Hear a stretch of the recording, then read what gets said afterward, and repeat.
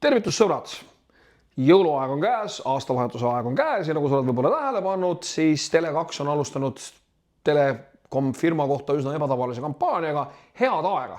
Ehk üks ettevõte soovitab oma teenuseid aastavahetusel ja jõulude ajal kasutada mõnevõrra vähem, kui me oleme seda harjunud tegema.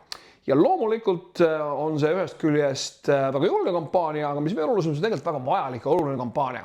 Sest jõululauad on selleks, et inimesed saaksid üksteisega rääkida, mitte kusagil telefonides istuda. Kuidas mina üritan Tele2 teenuseid nii vähe kasutada, kui mul see inimlikult aastavahetuse ja jõulude perioodil õnnestub? Trikk number 1, One SIM. Mul on tegelikult 2 telefoni. Üks on mobiiltelefon, millel on kõik funktsioonid, ma saan käia internetis, eks ole, teha kogu seda muud jama, mis mind nutisõltuvusest kinni hoiab. Aga teiseks on mul kõige tavalisem, lihtsam, banaalsem Nokia telefon, kus eriti midagi peale sõnumite vastamise ja kõnede tegemise ei saa.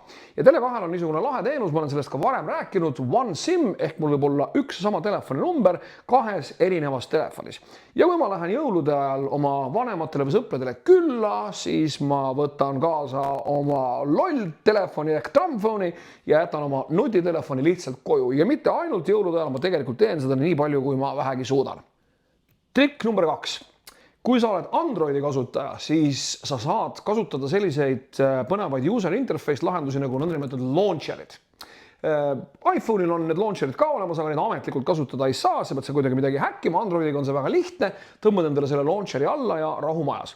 Mina kasutan sellist launcherit, mille nimi on Before Launcher.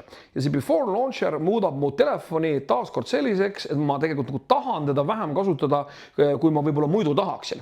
Seal on võimalik neid notificationeid või teadaandeid reguleerida absoluutselt igat pidi. Osad lähevad ühele ekraanile kuhugi peitu, kõige olulisemad tulevad mulle ette ja nii edasi. Lisaks on kogu see interface mul erakordselt minimalistlik, et mul ei teki kompulsiivset vajadust kogu aeg oma telefonis olla.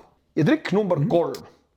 Inimesed võtavad meiega ühendust väga erinevatel moodidel, eks ole, mingisugused message'id ja ma ei tea, signaalid ja telegramid ja WhatsAppid ja nii edasi, aga minuga räägivad inimesed ka väga palju läbi Instagrami. Instagrami häda on see, et selleks, et neid sõnumeid lugeda, ma pean Instagrami äppi lahti tegema, nii kui ma ta lahti teen, eks ole, nii ma jäängi seal ringi scrollima.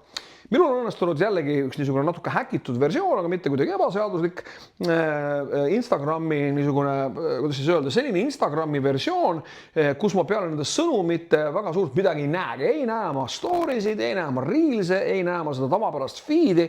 Ma saan sealt küll postitada, ma saan sealt küll ise oma mingisuguseid stories'id teha ja nii edasi, aga kõige olulisem ma saan lugeda inimeste poolt saadetud sõnumeid.